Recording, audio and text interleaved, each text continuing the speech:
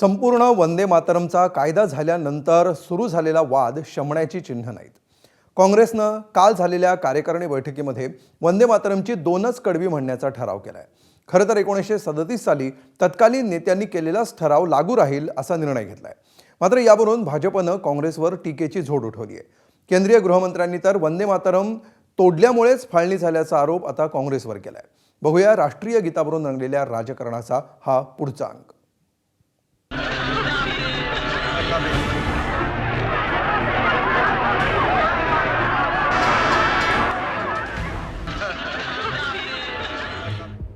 एकोणीसशे 47 साली एकीकडे देश स्वतंत्र होत असतानाच त्याचे 2 तुकडे झाले। गेल्या 80 वर्षांपासून भारतीयांच्या मनात चालणारी फाळणी पुन्हा राजकारणाच्या केंद्रस्थानी आली आहे। मात्र 1937 साली काँग्रेसनं वंदे मातरम या गीताचे 2 तुकडे केले आणि फाळणीचा पाया घातला अशा शब्दात केंद्रीय गृहमंत्री अमित शहानी हल्लाबोल केलाय। तसंच मुस्लिम तुष्टीकरणासाठी काँग्रेसने वंदे मातरम बाबत नव्यानं प्रस्ताव पारित केल्याचा आरोपही अमित शहानी केलाय। वंदे मातरम के गीत के प्रागट्य के 150वें साल में नरेंद्र मोदी सरकार ने सुधार कर राष्ट्रीय एकात्मता को फिर से एक बार सुदृढ़ करने का प्रयास किया है। इसकी अवहेलना करने का कांग्रेस ने कल निर्णय किया है। कांग्रेस का यह निर्णय केवल और केवल इनकी घोर तुष्टीकरण की नीति की पुष्टि करता है। या आरोपाला कारणीभूत ठरलाय तो बुधवारी काँग्रेस कार्यकारिणीमध्ये मंजूर झालेला एक प्रस्ताव। संसदेने संपूर्ण वंदे मातरम गाण्याविषयीचा कायदा केलेला आहे, परंतु काँग्रेस वर्किंग कमिटीच्या बैठकीत 1937 सालच्या प्रस्तावानुसार फक्त 2च कडवी गाण्याचा निर्णय कायम ठेवण्यात आलाय। स्वातंत्र्यदिनी काँग्रेसच्या मुख्यालयात संपूर्ण वंदे मातरम वाजवत असताना झालेल्या घोळानंतर आणि गोव्याच्या बैठकीमध्ये संपूर्ण वंदे मातरमवर झालेल्या वादानंतर हा निर्णय घेण्यात आलाय आणि त्यामुळे काँग्रेस पक्षाने अप्रत्यक्षरित्या संसदेत झालेल्या कायद्याविरोधातच दंड थोपटलेत। 1937 जो अक्टूबर 28 का रेजोल्यूशन है, 24 जनवरी 1950 संविधान सभा के आखिरी बैठक में संविधान सभा के तत्कालीन अध्यक्ष जो हमारे रिपब्लिक के पहले राष्ट्रपति बने डॉक्टर राजेंद्र प्रसाद ने उसी को दोहराया कि नेशनल एंथम जन गण मन होगा और नेशनल सॉन्ग वंदे मातरम होगा।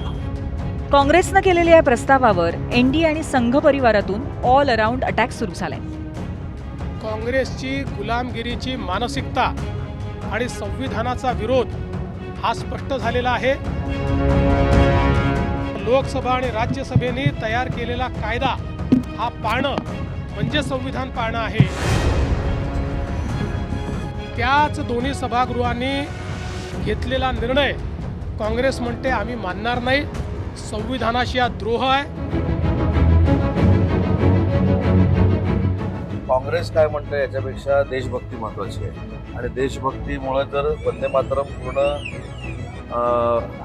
म्हणण्याचा कायदा पार्लमेंटमध्ये पारित झाला असेल तर त्याच्यामध्ये काँग्रेसनं हस्तक्षेप करू नये। बात खुलेगी तो बहुत दूर तक जाएगी। 1937 में क्यों हुआ था? वही हुआ था जो अभी मुस्लिम लीग कांग्रेस बन गया। अभी तो मुस्लिम लीग कांग्रेस बन गया। जिन्ना ने कहा कि शर्त एक है कि ये जो वंदे मातरम है ये गाना बंद करना पड़ेगा। ये उन्होंने इसके ऊपर खुलेआम खिलाफत की और मुस्लिम लीग ने अपना रेजोल्यूशन लिया अगस्त सितंबर 1937 में। इसके बाद नेहरू जी को लगा कि नहीं, मुसलमान का वोट चाहिए, मुसलमान का वोट चाहिए।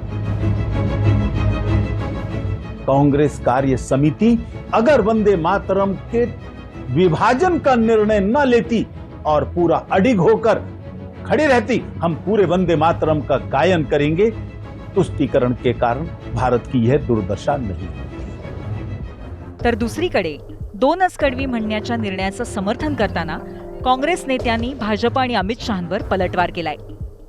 अमित शाह अब अपने आप को सरदार पटेल से बड़ा मानने लग गए, महात्मा गांधी से बड़ा मानने लगे, पंडित जवाहरलाल नेहरू से बड़ा मानने लगे, राजा गोपालाचारी जी से बड़ा मानने लग गए, मौलाना आजाद से बड़ा मानने लगे। रविन्द्रनाथ टैगोर से तो बड़े हैं ही, अपने आप को मानते ही हैं शुरू से ही।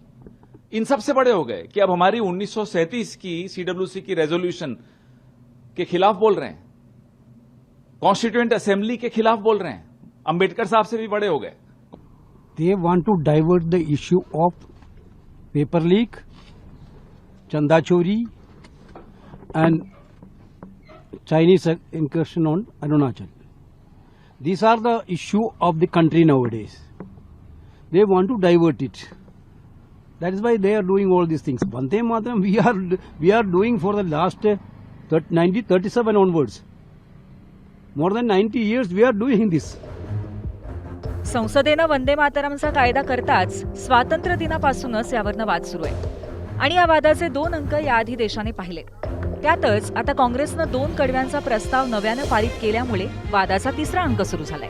मात्र यामुळे 150 वर्षापूर्वी लिहिलेल्या आणि शेकडो स्वातंत्र्य सैनिकांची प्रेरणा ठरलेल्या राष्ट्रीय गीताचा आपण अपमान करतोय याचं भान दोन्ही बाजूंनी ठेवलं पाहिजे. ब्युरो रिपोर्ट, ABP माझा.